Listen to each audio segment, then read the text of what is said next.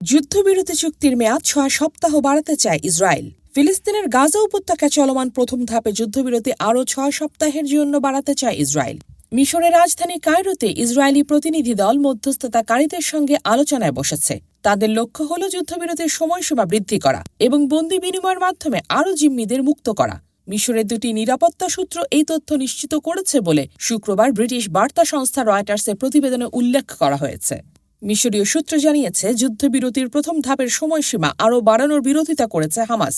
তারা যুদ্ধবিরতির দ্বিতীয় ধাপের চুক্তি দ্রুত কার্যকর করার দাবি জানিয়েছে।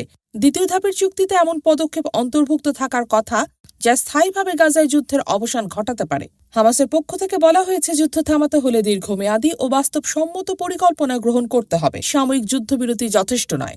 শুক্রবার এক বিবৃতিতে হামাস আন্তর্জাতিক সম্প্রদায়কে আহ্বান জানিয়েছে তারা যেন ইসরায়েলের উপর চাপ প্রয়োগ করে এবং অবিলম্বে দ্বিতীয় পর্যায়ের চুক্তিতে পৌঁছাতে বাধ্য করে। হামাস মনে করে যুদ্ধবিরতি বাড়ানোর নামে ইসরায়েল কৌশলগত সময়ক্ষেপণ করছে এবং গাজায় আগ্রাসন চালানোর পথ খোলা রাখছে। ইসরায়েল